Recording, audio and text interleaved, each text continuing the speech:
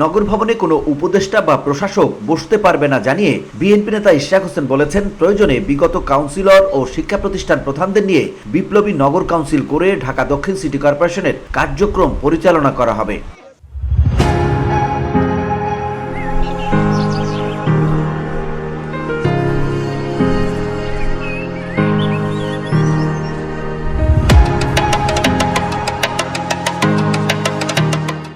শুক্রবার পবিত্র ঈদুল আজহার প্রধান জামাতের জন্য প্রস্তুত জাতীয় ঈদগাহ ময়দান পরিদর্শনে গিয়ে একথা বলেন তিনি। আমরা তো তিনজন উপদেষ্টা ক্যাটাগরিক্যালি খলিলুর রহমান, আসিফ মাহমুদ, সজীব ভুঁইয়া এবং মাহফুজ আলম লিখিতভাবে দিয়ে আসা হয়েছে মাননীয় প্রধান উপদেষ্টা বরাবর যে তাদেরকে অপসারণ করতে হবে, তাদেরকে পদত্যাগ করতে হবে।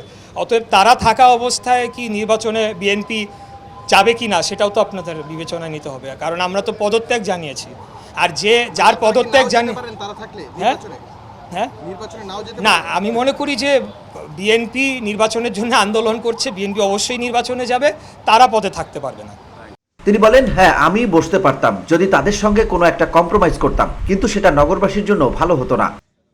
আমরা কিন্তু তাদের শত্রুতা করছি না বা তাদেরকে হুমকি দান কোনো কিছুই না। আমরা খালি বলছি যে আপনারা রাজনীতি করবেন, তাহলে পথটি ছেড়ে দিয়ে আপনারা রাজনৈতিক দলে যোগ দিয়ে আপনাদের রাজনৈতিক কর্মকাণ্ড করুন। আমরা আপনাদেরকে স্বাগত জানিয়েছি। আমি বিশেষ করে নিজেও একজন যদি বলেন তরুণ প্রজন্মের, সেই হিসাবে আমি তাদেরকে শুরু থেকেই সমর্থন করে এসেছি এবং আমি চেয়েছি এরকম একটা পার্টি দাঁড়াক। কারণ বয়স কম থাকা অবস্থায় রাজনীতি করতে গেলে যে বিড়ম্বনা বা সমস্যা ফেস করতে হয় সেগুলো আমিও ফেস করেছি, তাই তাদের কষ্টটা আমি বুঝি। জাতীয় ঈদগাহ ময়দান পরিদর্শনের বিষয়ে ইশরাক হোসেন বলেন, নির্বাচিত ও সর্বোচ্চ আদালতের সিদ্ধান্ত অনুযায়ী মেয়র হিসেবেই এসেছি এখানে, এটা আমার দায়িত্বের মধ্যে পড়ে। আজকে এখানে এসেছি, এটা আমার দায়িত্বের মধ্যে পড়ে যে ঈদগাহ কিভাবে এই পুরা কর্মকাণ্ডটা সম্পন্ন হচ্ছে সেটা তদারকি করা।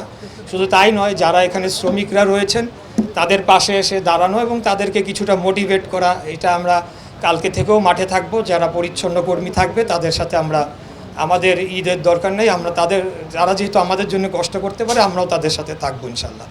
তো সেই পরিপ্রেক্ষিতে আজকে আমি এখানে এসেছি, পরিদর্শন করলাম। তো আমার কাছে মনে হয়েছে যে যথেষ্ট নিরাপত্তা বলয় ইতিমধ্যে আমি দেখতে পেয়েছি এবং একটা বৃষ্টি হওয়ার যেহেতু ঝুঁকি ছিল, আমাকে কর্মকর্তাবৃন্দরা জানিয়েছেন যে এখানে সেই ধরনের ব্যবস্থা নেওয়া হয়েছে যাতে বৃষ্টি হলেও আমাদের যারা নামাজ পড়বেন তাদের যাতে কোনো মুসল্লিদের কোনো সমস্যা তৈরি না হয়। তো এই ছিল আজকের বিষয়, এই কারণে আজকে আমার এখানে আসা হয়েছে। অন্তর্বর্তী সরকারের উপদেষ্টা পরিষদ নিয়ে ইশরাক বলেন, তারা তাদের নিরপেক্ষতা হারিয়েছে, এই পরিষদের আওতায় সুষ্ঠু নির্বাচন কোনোভাবেই সম্ভব নয়।